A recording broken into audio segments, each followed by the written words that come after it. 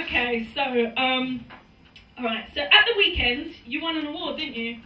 Yes, I did. Yeah, and do you want to tell us what that was for? I won an award for Inspirational Woman in Christian Media.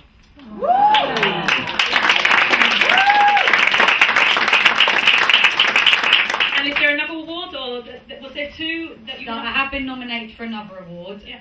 so we're just going to wait and see what happens with that one. But just getting the first one was amazing for me, so I was just so honoured to get that, yeah. Amazing. So, you're a minister, you become minister. Do you want to explain what that means?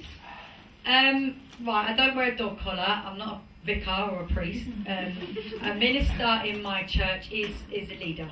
So we're part of the leadership team at our church. So that's what a minister means. Some people from different backgrounds, denominations would think it's a vicar or a priest, but it's not. It's a leader in your church. So. Okay. And you've got a daughter, Leah. Yes, I have. She's 15. 15, and beautiful, stunning. Yeah, she is. Okay. Takes after her mum. I agree. Okay, so minister, award winner on radio, beautiful daughter.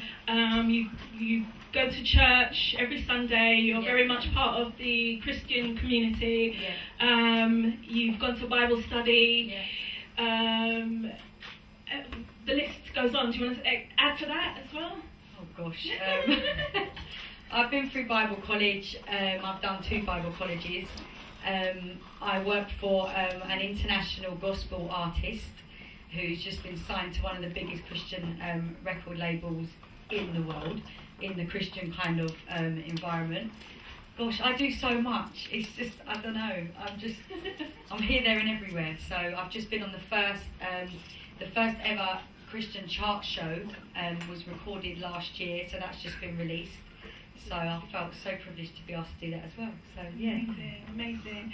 Okay, so we're going to play a little game, Toni. Oh gosh. I know. All right. So first of all, I want you to start with your hand up. So you put your hand up. Right. Okay. And I'm going to read a couple of things on my list, and I want you to put your hand down when something doesn't relate to you. Right. Okay. Okay. So if it relates to you, keep your hand up. Yeah. If it doesn't relate to you, put your hand down. Right. Okay. Yeah. Got it? Yeah, I've got it. Okay. Alcoholism, drugs, smoking weed, cocaine, sniffing glue. Hang on, I've got it wrong. I need to keep my hand up. Oh, okay. Yeah. Should we start again? Alcoholism, drugs, smoking weed, cocaine, sniffing glue, sexual promiscuity, suicidal, pornography, Stephen Johnson syndrome, ulcerative colitis, septicemia, meningitis. All of those things you've experienced. Yeah. Okay, so guys, this is someone that is a minister who you will probably just assume, just living great, everything's fine and dandy and perfect life. But you've experienced a lot. Yeah, you could say that. So, do you want to just explain from the beginning, basically? So, shall we go back to maybe being 8 years old? Yeah, we can do. Yeah. Yeah. I'll go back to the very beginning. Yeah. I wasn't brought up in church, so let me just get that straight. None of my family were churchgoers, so the only time we went to church was christenings and funerals. Church for us was the pub, so that's where we used to go on a Sunday, down the pub. And when I got to the age of 8, I was always a very attention-seeking child, and at the age of 8, I got abused by a teenager. And from that day, I was angry at my parents. They didn't know it had happened, but I felt like they didn't protect me. They should have spotted what was going on. And I became a very angry young girl, and I kind of closed off. So I didn't trust people, and I kind of just felt like I questioned life from that age, growing up. Like, what is life about? What is the point in life? What is the purpose of me living? And obviously time went on, and I believe from that happening to me, it kind of set me on this journey of rebellion. And I got to the age of 11, started smoking cigarettes. By the age of 12, I was sniffing, I was taking lighter gas fluid, I was taking Tipex Thinner, like inhaling Tipex Thinner. Then I started to do weed, smoke weed, drinking. By the age of 13, 14, I was drinking brandy, people probably don't know, Tennant's special brew, and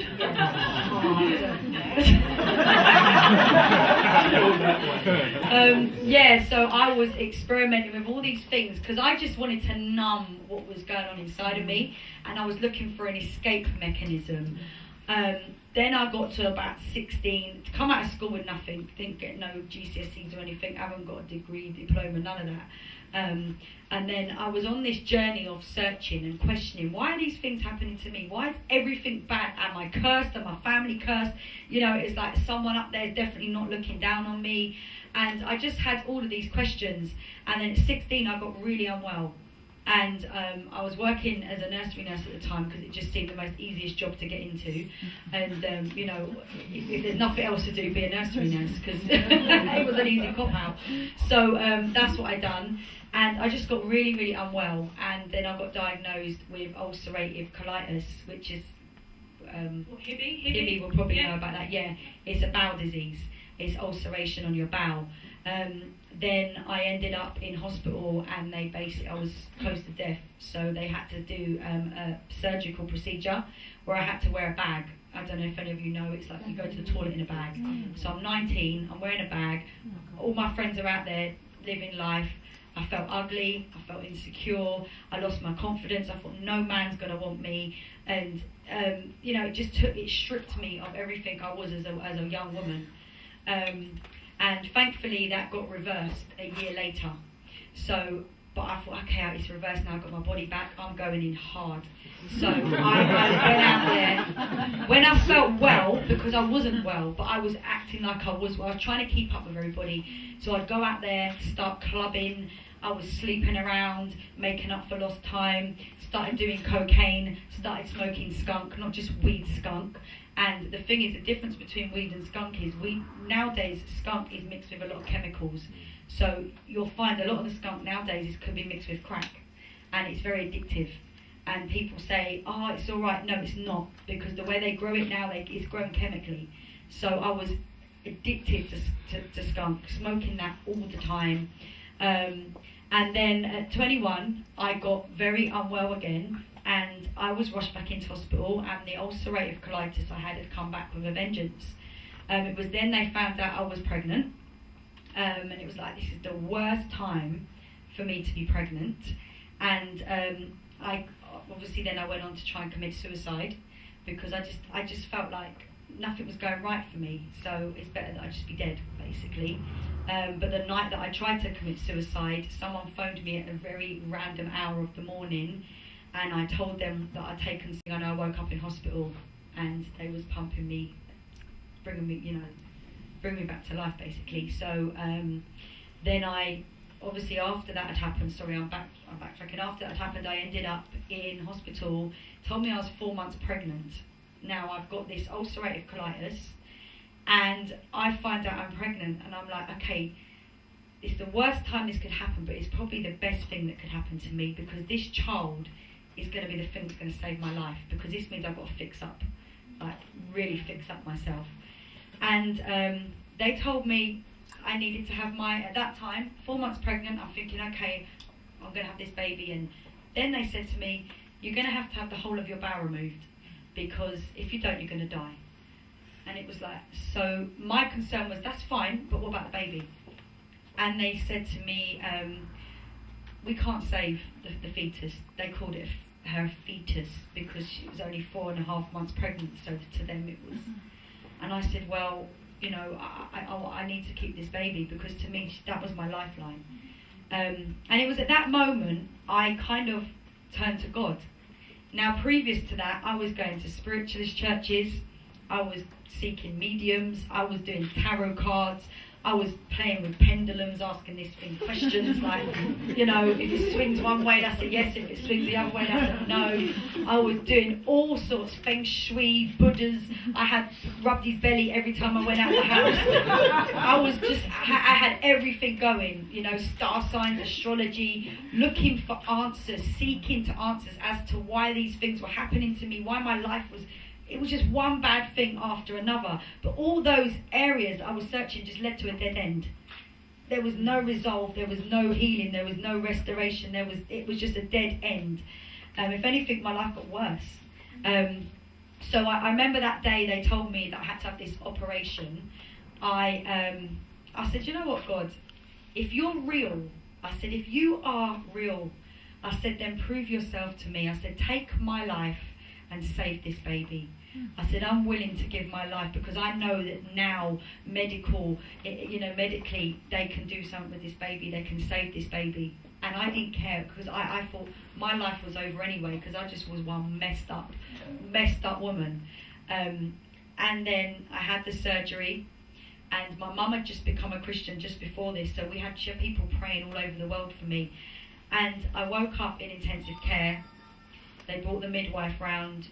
They was all looking at me glum, like she's lost the baby's dead, because there was no way this child was going to survive major surgery. And I woke up in intensive care, and they brought the midwife round just with the stethoscope, and we heard a heartbeat. And the doctors were like, literally like, hang on, this is not medically, like this is no way this can be happening. And you know, it did happen, and she was a miracle. And I had her 3 months after that. She was 2 months premature. She was fighting fit, healthy. And 6 weeks after that, I was rushed into hospital with septicemia meningitis.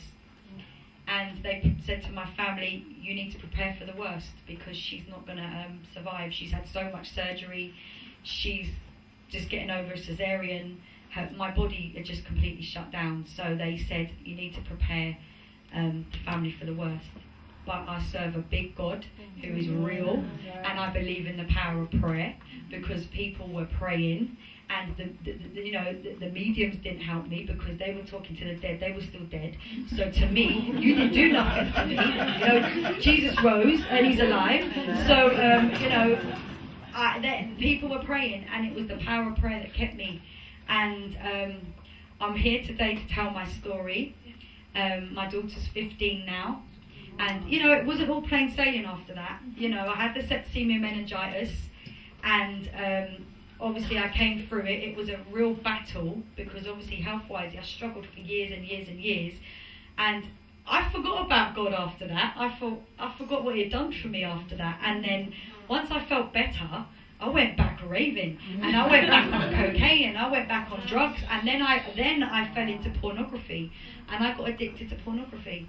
You know, I was actually being more satisfied by watching pornography than I was by a man, and that's how I would shut myself in my bedroom at night, put my daughter to bed, and I'd have my weed, I'd have my drink, and that's what I was doing. And it's a lot of people must be surprised because people think it's men that are into pornography, but women struggle with it too.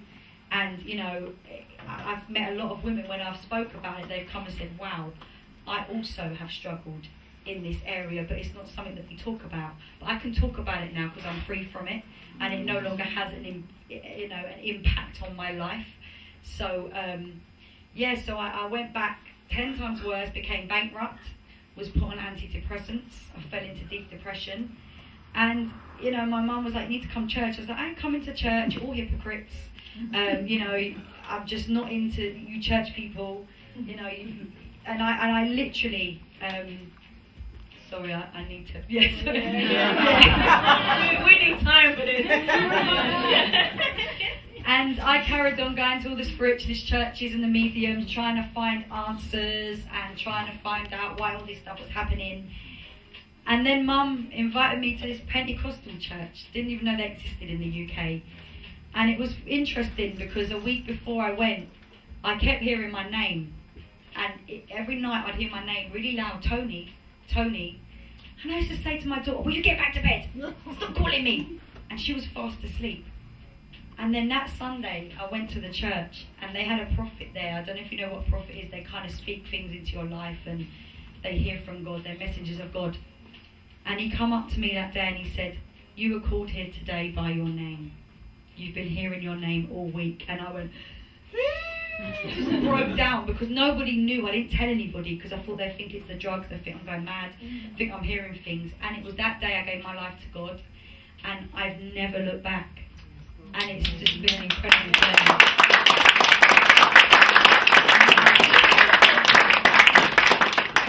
So, right. There's people here, obviously, that are not Christian, but may have experienced similar things that what you've gone through. So how would you kind of inspire them? How would you, or just your testament alone is inspirational, but how would you kind of help someone? I wasn't a Christian, so that's, you know, I wasn't. My family wasn't. I'm around people in church that have been brought up in church. Their dad was a pastor, their mum was a preacher. I wasn't. And, you know, I've been on this journey of searching, and let me tell you, everything I searched led to a dead end. The only thing that has helped me spiritually, emotionally, physically is my faith in God. And he is real. He's so real. And I really wanted people to understand how tangible he is and how real he is.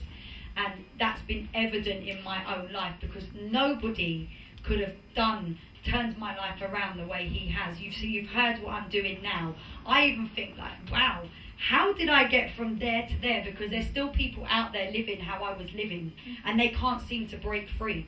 They've tried everything to break free, and they can't, because the only person that can set you free is Jesus. And that's why I'm so bold about speaking about him, because I've experienced him. Like Kirk Franklin said at the very beginning, there's experiences we have to go through, and I've experienced him. And you know what I want to say to you all is, you're not just here to exist. You all have a purpose in life. Otherwise, what is the point in your existence? Because why are you here? Are you here just to get up, go to work, and then die? No, you're not. Each and every one of you is carrying something that needs to be deposited on this earth. And I believe no matter how old you are, no matter how young you are, God wants to use you to impact either somebody's life, or you know, it could just be your neighbour, or he might want you to impact a nation. He might want you to impact the world. You know, just what you're doing today is impacting all of these people, because you've stepped out.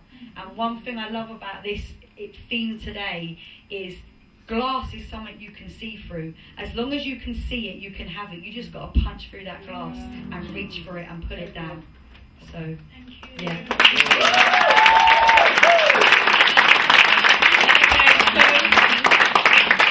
What's next for Toni Kelly? Minister Toni Kelly. Oh no, no, I'm really not into titles. You know, I keep it real. I've come from a real place, and I'm still keeping it real. You know, God ain't changed my personality. He's just purified it. Let me tell you that. So, what's next for me? I would love to do. I started a project years ago called Hope for Women. And I do feel that I have a call to women because of what I've been through. And you know, every experience we go through in life, I believe that God uses that to like you said, you know, every experience you go through is to touch and impact someone else's life, you know. And I always try and see whatever we go through, use it, you know, it's purposeful.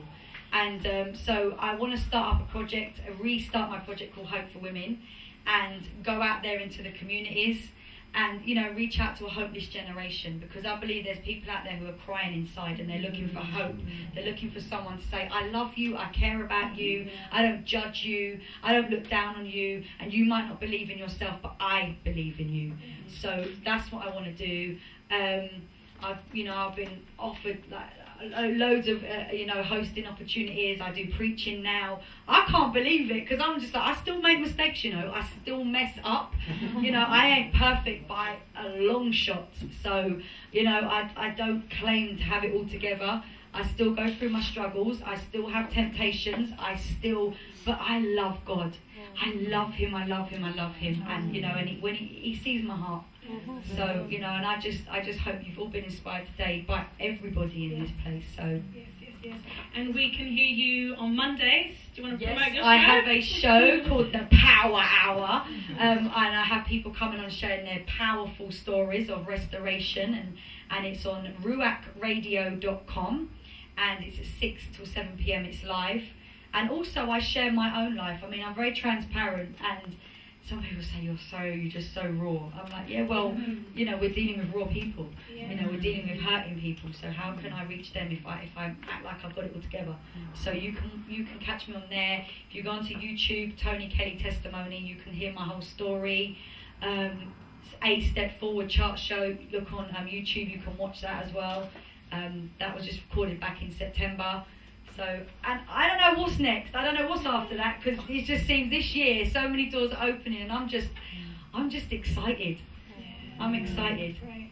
So. And double portions, like in your last show. Yes. Like double portions. Yeah. So this is great. Like, this is going to be a fantastic year. Yeah. One never to forget. Yeah. So. Yeah. So go out there, guys. If you're going to do something, you'll be doubly blessed. Yeah. So okay. I didn't want to say, but I've been praying for a job that will allow me to be creative and that allow me to travel. And last week I got a job where I'm going to be working for a Christian charity called Watoto, and it's a children's choir. And for my training, they're going to fly me out to Uganda.